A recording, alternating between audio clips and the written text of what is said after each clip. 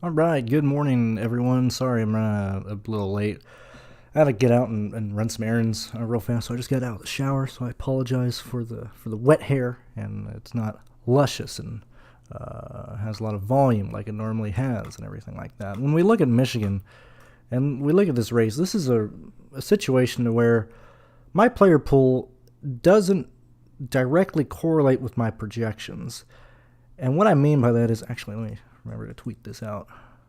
What I mean by that is the back half of the field has to be projected awfully for like everyone. I can't reasonably assume that. I gotta make sure I'm not showing this. I have to believe that you can't have anybody starting 19th to dead last projected near 5x value. Right? You can't do that. There's no, outside of crashes, you can't see people gaining a ton of position for like the back half of the field. Like, we look at somebody like Parker Retzlaff. Okay, actually, let me move this so we can look at practice data and stuff together, so we can have a good old little time. So let me move this here. Let me put that there. Let me move this here. Actually, let me get all this stuff off this screen, and I'll just move it over. All right, sorry about that. Sorry for the wait. So these are the practice laps, which, again, we don't have any groups, so we can clearly see the discrepancies in speed, the differences in speed. We can see how slow these guys are down here. We can see how fast these guys are up here. Okay, we could see, there's quite a lot of people who ran, a lot of laps and things like that. When we look at the lap runs, we can clearly see who has the faster cars, okay? Ty Gibbs, Allgaier, Hill, having really good cars. Carson Hocevar should have a pretty good car. Enough people don't really talk about it enough. Like, why aren't we playing Hocevar, or why aren't you guys playing Hocevar more? This is a Junior Motorsports car, entered by Spire, but prepared by Junior Motorsports. So, would you play whatever? Would you play, Sam Mayer at 8,600? Would you play Allgaier? Would you play Josh Berry at 8,600? That's just how you have to approach this situation with Hocevar. Wait a minute. Oh, I X'd out of my YouTube. I can't even read chat. I X'd out of everything, so I'll read about that. I gotta bring that back up. So we can clearly see where these guys are at in terms of speed. Thank you for the 40 of you guys here joining me on a Saturday morning. Thank you very much, Kyle, for the hello. Back to you. So, like, just look at these speeds, man. Huge. These are huge changes, man. Just like, I think I use it more than I probably used to. But when I look at tracks, when I look at teams, specifically Xfinity and Truck, like, it really is a case of, like, there's certain short tracks, like Richmond, you can't fake speed at. Michigan, Auto Club, you can't fake speed at, just due to the fact that if you have a slow car, it's going to show up over the 2.5 miles. Like, that's just how it is, okay? So when you look at these practice laps, and then you look at where these guys are starting, and look at the back half of the field, like, let's go through the field together. And if you guys have any issues or any discrepancies, we'll talk about lap leaders soon, but I think the focus of this has to be the back half of the field, okay? So, like, when you look at Mozak, okay? Well, we'll search everyone here. We'll go through these guys together. I can't even spell Connor correctly. 2 N's. I could have swore John Connor had 1 N, but maybe I'm just an idiot. So Mozak's pretty slow. That's just how it is, Look at his runs, pretty slow. When we're actually looking at this, like, when it's a field this small, I understand we have the back half of the field here, but this will give you a good idea of where they're at in terms of 5-lap ranking, in terms of best ranking, and then you combine that with practice laps and then look at the average speed. Like, we got a pretty good idea of where Connor is. Connor is starting 19th today. Now, yet again, could be wrong, but when I look at this stuff, I don't see any reasons why Connor should gain more than like 4 positions in this race. Okay? Weatherman, slam dunk play when he's starting in the rear. And this is a situation where there was a lot of cars this weekend that showed up to this race, 40 fighting for 38 spots. So there was a realistic chance that JD Motorsports could have had cars miss out if they didn't qualify well.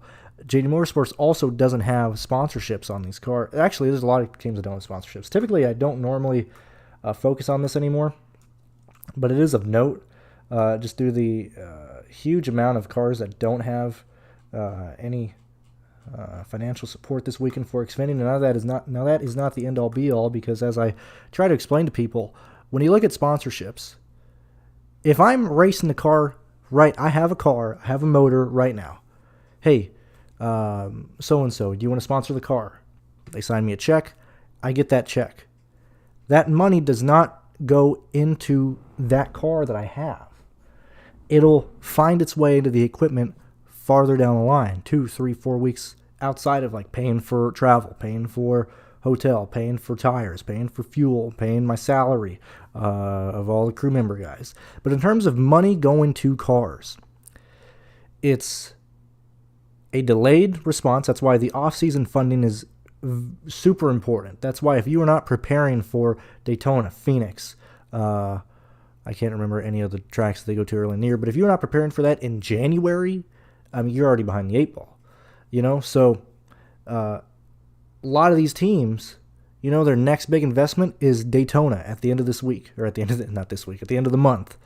Okay, so a lot of that sponsorship money is most likely going to leasing better motors for those races, which typically everybody does here in the Xfinity Series at this point, because they realize that they have a high chance of surviving, specifically the guys in the back. Or it's going to travel. It's going to, like, we need tires. Like Dawson Cram. Earlier in the week, and we will get to picks. I'm sorry if this is going off the rails here, but this is important to focus on the back half of the field. Brock Beard, made a tweet on Friday saying some sponsor pulled out. A team. He wouldn't disclose what team it was. A team's looking for a sponsor. Reach me if you want to sponsor them. For all this, it was for the fucking 74 car. Like a car that's going to be slow, that we're not playing. We don't care about. Nobody cares about. Okay, do you know why that sponsor pulled out? Because they probably realized that car is pretty slow. Even with that said, they still don't have enough money for a full set of tires for this race. So that's an extreme case. It's the bottom of the barrel. But when we look at all these cars that don't have sponsors, or they have fake sponsors, you also need to realize the difference between a fake sponsor and a real sponsor.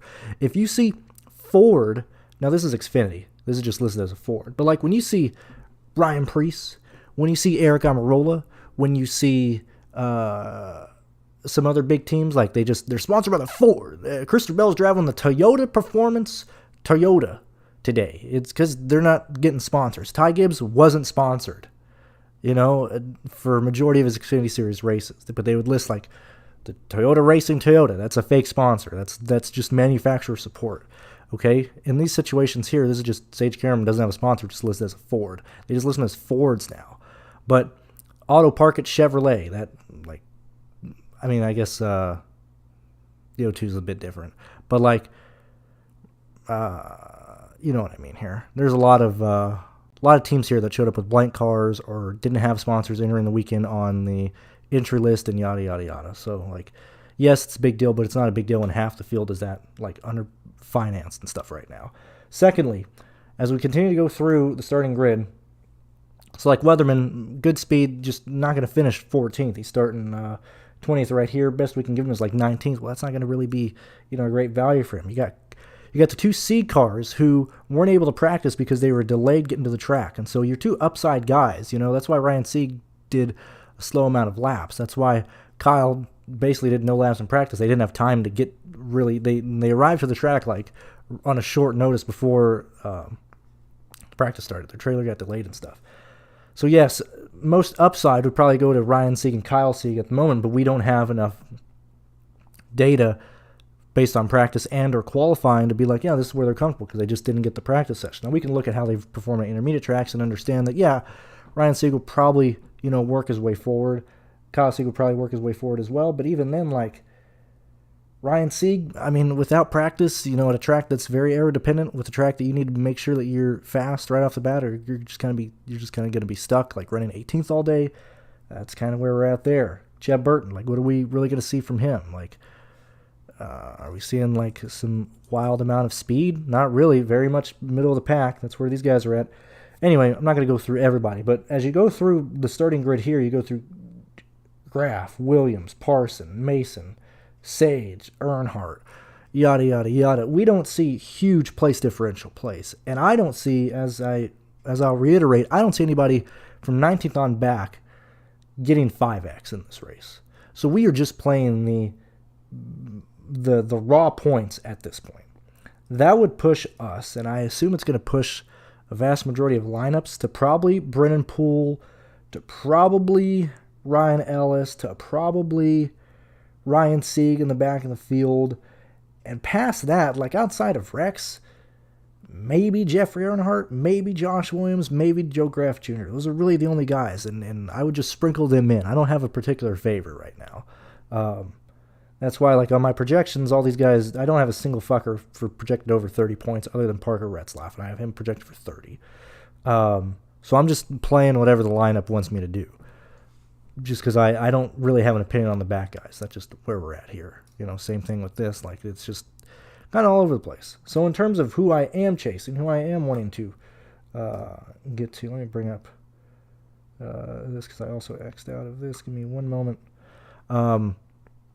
I'm looking at this stuff here. I'm really relying on where these guys are in terms of speed and very much head-to-head.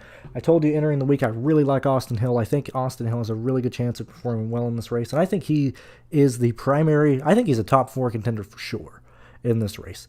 Ty Gibbs, Nemechek have the best cars aerodynamically. We understand that. We know Toyota is just there. In terms of speed, like speed in terms of being able to hold it throughout the race, not running into issues, and et cetera, et cetera. Justin Allgaier and Austin Hill, for me, make the most sense there. I don't know how much Barry I want to get. I also have laps led and fast laps pretty much spread out. I don't have a particular favorite. The most I have going to is Ty Gibbs and Nemechek, but up front, Barry, Allgaier, Hill, all projected very similar. I think Creed offers quite a lot of upside in this race as well, but it's very much a case of we're just playing raw points in this race. If that makes sense, you know. Oh yeah, and Mozak is going to the rear. Thank you, Sterling. Jeremy, I don't recognize you. I may have seen you last week. I don't remember, but I'm not familiar with the profile picture or your name. So thank you for being here. Thank you for joining me. 52 of you guys here for an Xfinity Series race on a Saturday. I appreciate that. Let me bring up my where this was wanting to go.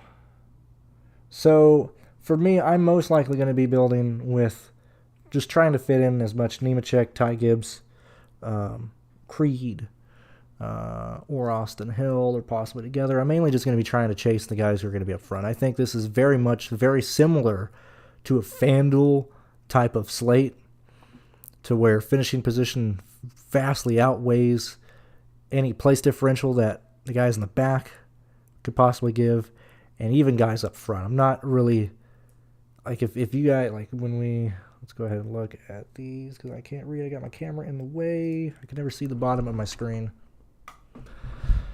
Sorry. I'm just going to try and fit in as many of these guys in the top 15 as possible and fill them out with whoever it wants to use back here. Primarily, and I hate to say it because Alpha Beta Prime is pretty slow. It's pretty abysmal that they're that slow.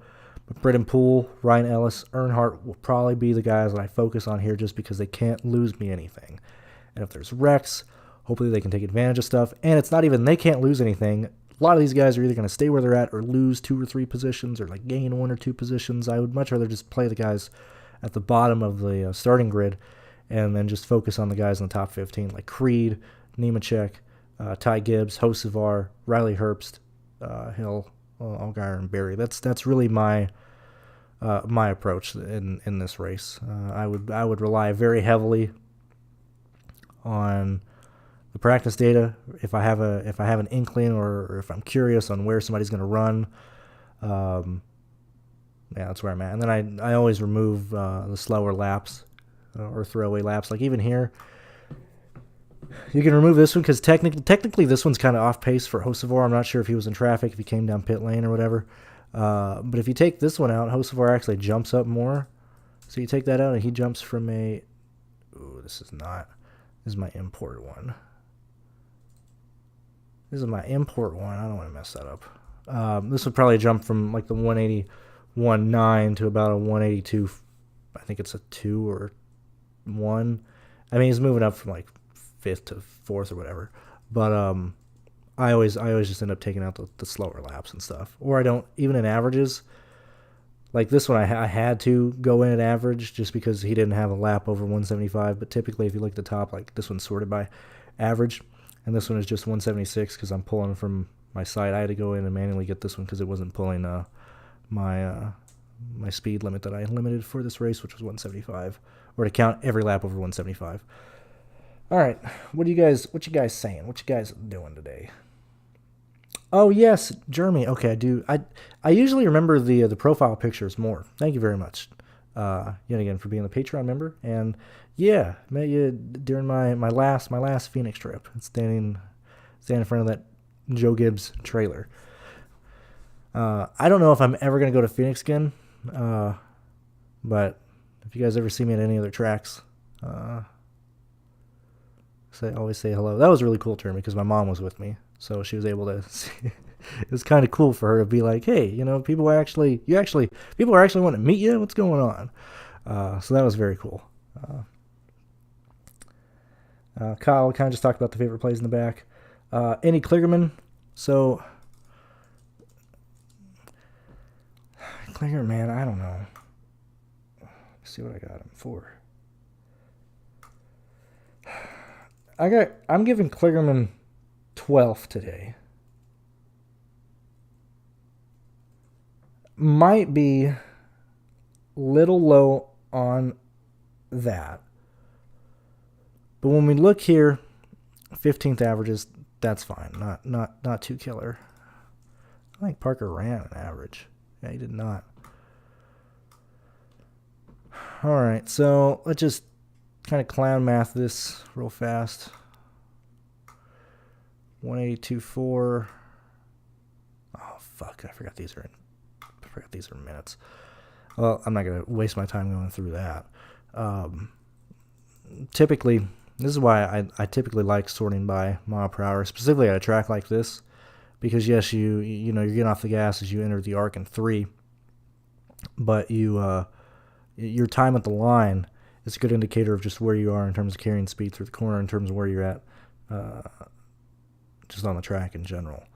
Like, I know people mainly want to focus on lap times and stuff, but I look at speed because you exit pit lane, you go around, take your warm-up, you take your time lap at speed, and then your second time around you come by, and depending on how close that speed is to what you were able to do during your warm-up in 3 and 4, because you should be able to carry similar, if not more speed in your warm-up because you can run higher and not necessarily...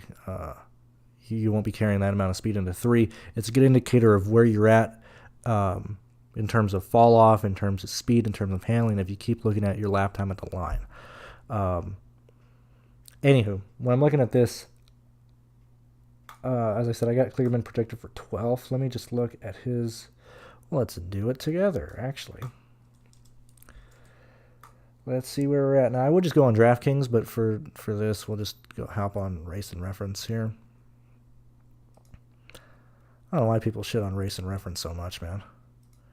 It's so easy. Everything's there. Where's Parker? Where you at? Where you at, Parker? Where you at, Kligerman? Alright, so let's just look at this real fast. Alright, so 10th, 38th, that's DNF. 13th, 38th, DNF. 11th. 9th. Okay, so we're roughly in the ballpark. Let's just for the sake of things, instead of him getting 12th, let's give him 10. So that's right at 40. So Kliger would need pretty much 10th, 9th to hit value, which in a slate like this, value is if you can get close to that, it makes you pretty important. Him and Creed are probably, I wouldn't say safe, but a very high likelihood of hitting value in these races. And that's because, like with Creed, I have him projected for like a top 6 finish. And I think he can probably get some fast laps in this race. What is the optimizer want to do? Do I have much Kligerman in here to answer your question. 1, 2, 3, 4, 5, 6, 7, 8, 9, 10, 11. He is the 11th highest owned driver in the 150 that I ran last night. I don't hate Kligerman. I'm certainly not going to tell anybody to not play him here. This is just going to be very much a really, really tight race. And if Kligerman can do what he did last week at Pocono, he's going to work out. He's not going to kill you if he pulls, a 13th, if he pulls an 11th, 10th. That's kind of why I have him right at 12th today. So hopefully that answers your question and stuff. What's going on, Clutch? Happy to have you here. Thoughts on Hemrick. So I don't think this is me being biased here. So let's go through and look at Hemrick. Need to get this on. Hold on.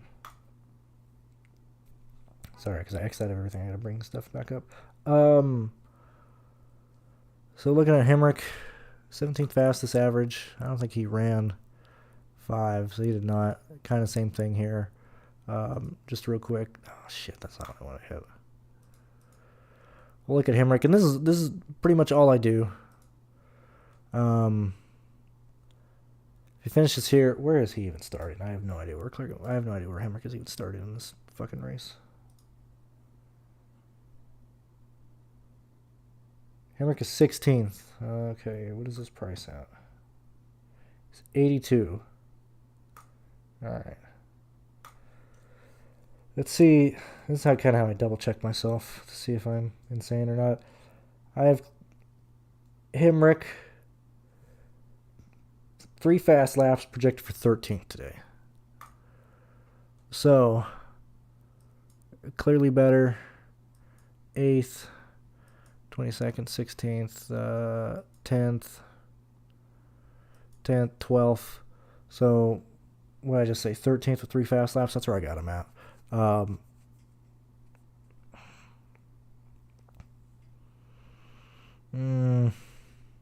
Pocono is interesting. To answer your question more specifically, I'd have to go back and see what he did at Pocono because I don't remember. 2 weeks ago, I don't remember what he did at Pocono. If he ran in the top 5 all day. If he got there late in this race, I don't remember. But for Hemrick, I would prefer Creed. I would prefer Kligerman over Hemrick. That's on Cole Custer, Hemrick, and Jones. I'm at this point. I never play Jones. Not an active fade. Like I don't enter the week being like I'm not gonna play Brandon Jones. But I just, never see this guy do anything that I can even fucking believe in. This is a good indicator. Good indicator of probably where he'll run. We got Jones, 14th. Starting 14th. He runs right where this stuff kind of has him at. He's probably going to be scoring anywhere from 33 to probably 36 points. And I just don't want to do that. Cole Custer is probably the biggest question mark that I would have entering the race that I might miss on. Also, secondly, real fast, thank you guys for always being here and supporting me. If you'd like to support me even more and you'd like to join Jeremy on the Patreon, and it's the beginning of the month, you can join and get my projections and mainly support me. I usually tell people mainly what I'm doing here. The Patreon is more like you're just actively supporting me and you get access to my Discord and stuff, and you could see the projections and stuff like that, but that does mean a lot. It helps me out. So if you guys would like to consider doing that, I would appreciate it. When we look at Jones or Custer, that's what we were talking about. I have to trust this because he's not competing with the field. He's competing with Allgaier, Ty Gibbs, Nemechek, Barry, Austin Hill.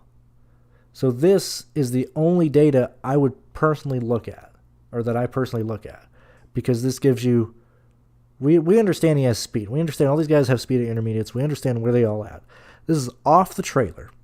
This is head-to-head in the same session, in the same conditions, in the same 20-lap period as the guys he is racing directly against. and he is 5th best ranking out of the field, but around the guys he's racing, Allgaier, Gibbs, Nemechek, and stuff like that. He's 5th there. He's 5th 5-lap, okay, which is pretty significant at a place like Michigan. Now, these guys are all within a hundredth of each other on this stuff, but that is fairly huge. And the tail of the tape is this 10-lap ranking, okay? We're seeing that Gibbs is just flying. We're seeing Allgaier drops off a little bit. We're seeing that Gibbs is now this could be he wasn't in traffic or he had a draft in practice. Like, there's always caveats and things like that you need to care about. But when I see a change this drastic, which I should have fucking paid, I just had tunnel vision last week and didn't play fucking Ty Majeski. Oh, man. When you see a discrepancy like this, I have to default to the guy who's going to be fastest. And it's not even like Cole Custer is the next fastest. We still have Allgaier there. We have to assume that Nemechek is going to be just as fast because he's right there with him. When we look at Cole Custer on averages, this is pretty significant. It's really significant in a sense of where I'm going to assume, I could be wrong here, but in the 20-minute session, we're not having teams throw on a second set of tires, even if you're a rich team. You're usually allocated one set of tires. So even if you're going down pit lane, making a change, you're coming back out on the same set of tires. So when you have this amount of laps, this is 10 laps. This is 25 miles. This is 20 laps. You're at 50 miles. And so you have a lot of wear and tear on these tires that should be very easily showing up in speeds. Now, this 177 might be dragging his average down. But even if you take that off, it goes from 188 to 181.9. He's still behind these guys up here. And so for me personally, I'm not going to play Cole Custer today. That's just where I'm at.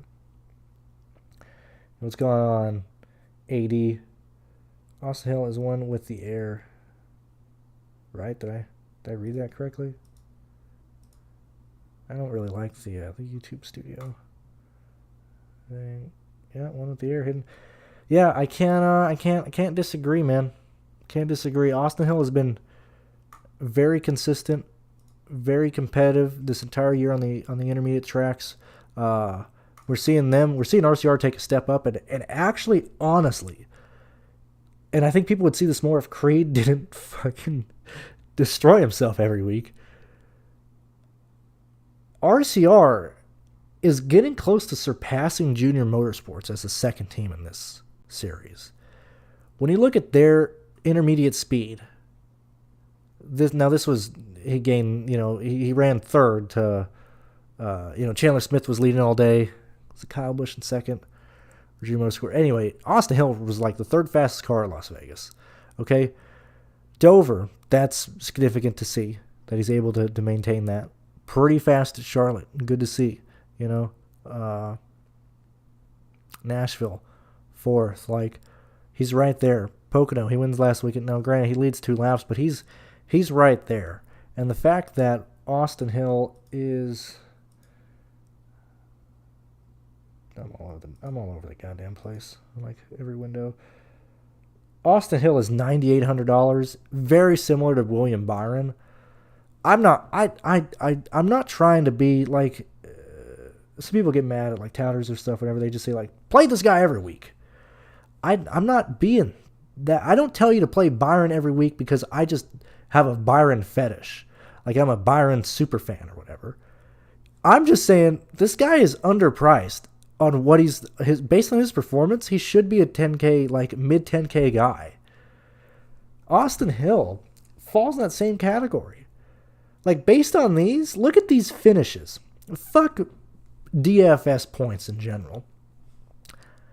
Honestly, a top 4 driver in every discipline of race, maybe other than short tracks, okay?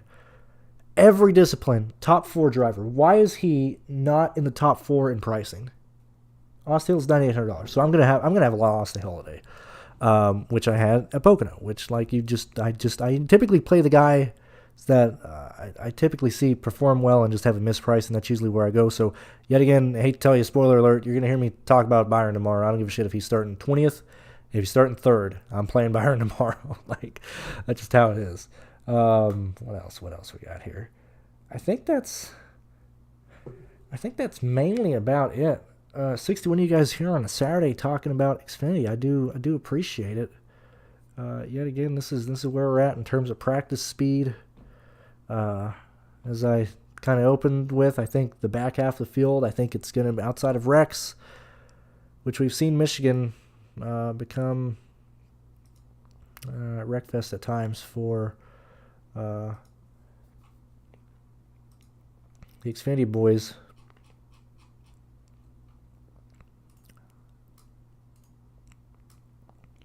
We didn't race here in COVID, but so last year's race pretty green. Year before, we had quite a lot of wrecks. Quite a lot of fast cars being involved in wrecks, and then year before we've had this amount of DNFs. But I'm leaning to this not being that way, just due to this discrepancy in speed. Now, I guess the guys who wreck would be guys from like 9th to 21st. But when you get this many guys running this many different speeds, they're gonna spread out. And I don't know if I'd end up really focusing on that. And if they do wreck yet again, I'm gonna probably have a lot of Ryan Ellis, Earnhardt, Brendan Poole. So it doesn't really matter. I'm already playing the guys starting last anyway. They're gonna take advantage of the guys wrecking out. So that's really my 2 cents there. I think that's about where we're at. Thank you guys very much for being here, spending 30 minutes with me as we talk about Xfinity DFS, and I will see you guys tomorrow for the Cup Series live show. Thank you guys very much, and just thank you for always being here and supporting me and watching my stuff. I'll see you guys tomorrow.